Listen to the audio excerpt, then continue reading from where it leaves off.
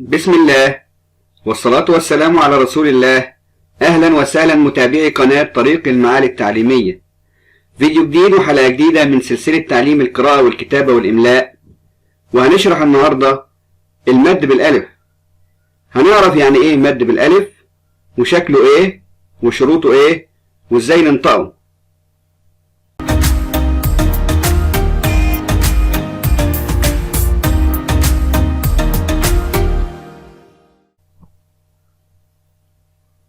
أهلا وسهلا من جديد.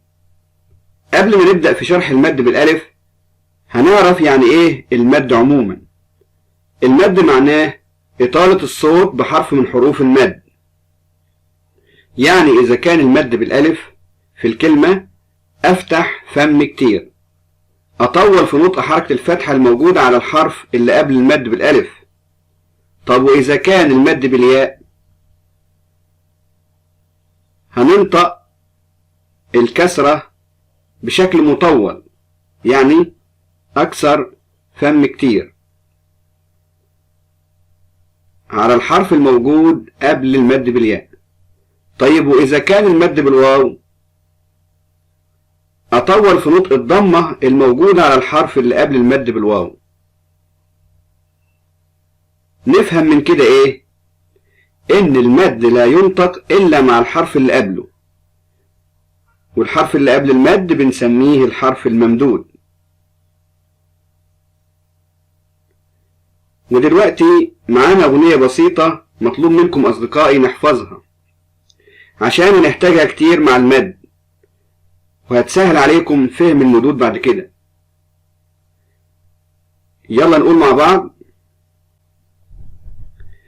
حروف المد ثلاثة: ألف ياء واو. الألف أفتح فم كتير، الياء أكثر فم كتير، الواو أضم فم كتير. ألف المد يحب الفتحة، ياء المد تحب الكسرة، واو المد تحب الضمة. طب يعني ايه الكلام ده؟ معناه ان ألف المد دايما تيجي قدامه حركة الفتحة، يعني دايما حركة الفتحة بتسبق الألف المد. وياء المد دايما يجي قدامها الكسرة، واو المد دايما يجي قدامها الضمة. ودلوقتي تعالوا نتعرف يا أصدقائي على شكل المد بالألف. شكل المد بالألف بيكون ألف من غير همزة ومن غير أي تشكيل.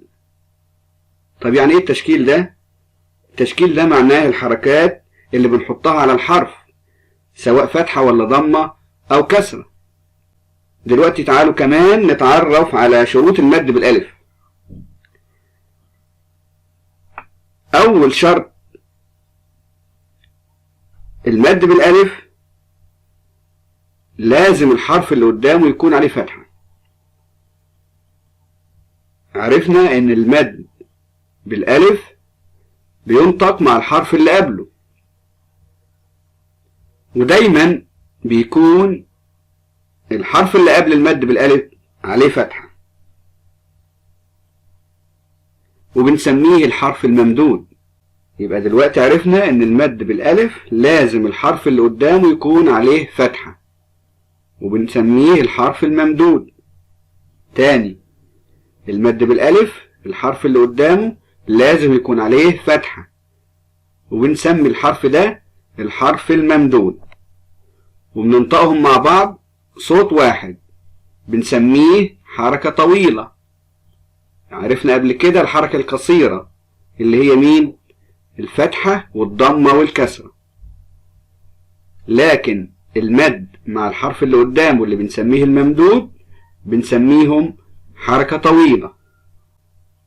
ودلوقتي تعالوا نتعرف على ازاي ننطق حرف المد مع الحرف اللي قدامه. قلت قبل كده ان المد ما بيتنطقش الا مع الحرف اللي قدامه، ولازم يكون عليه فتحة. هنطول صوت الفتحة، هنطول ايه؟ صوت الفتحة الموجودة على الحرف اللي قبل المد بالألف اللي هو الحرف الممدود. ودلوقتي تعالوا نتعرف ونفرق بين الحركة القصيرة والحركة الطويلة مع المد بالألف مع كل الحروف. ومطلوب منكم أصدقائي نحفظ المقاطع اللي قدامكم دي عشان هنحتاجها بعد كده وهتسهل علينا في كتابة الإملاء. ضروري جدا أصدقائي نحفظ المقاطع الموجودة قدامنا دي عشان نقدر نكتب إملاء بعد كده صح. هتسهل علينا جدا في كتابة الإملاء. نبدأ أصدقائي. الحروف بحركة الفتحة، عرفنا ان الفتحة حركة قصيرة ننطقها مع بعض طيب الألف مع المد بالألف هننطقه ازاي؟ هنطول، افتح فمي كتير. تعالوا نشوف الباء مع الحركة القصيرة الفتحة باء بنطقها بسرعة. طيب مع المد بالألف باء. تعالوا نشوف التاء مع الحركة القصيرة الفتحة ننطقها بسرعة تاء، لكن مع المد بالألف تاء. الحرف اللي بعده ننطق مع بعض ثاء. طيب مع المد بالألف ثاء، نطول نفتح بقينا كتير. الحرف اللي بعده جاء. طيب مع المد بالألف جاء. الحرف اللي بعده حاء. طيب مع المد بالألف حاء. دلوقتي نكمل. الحرف اللي بعده خاء. طيب مع المد بالألف خاء.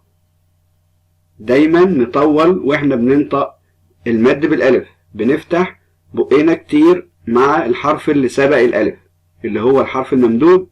هنا هو مين؟ ايوه شطار، حرف الخاء. الاتنين مع بعض يبقى ايه؟ خاء. شاطرين. الحرف اللي بعد كده داء مع المد بالألف داء. الحرف اللي بعده ذا. طيب مع المد بالألف ذا. الحرف اللي بعده راء. طيب مع المد بالألف راء. الحرف اللي بعده ذا.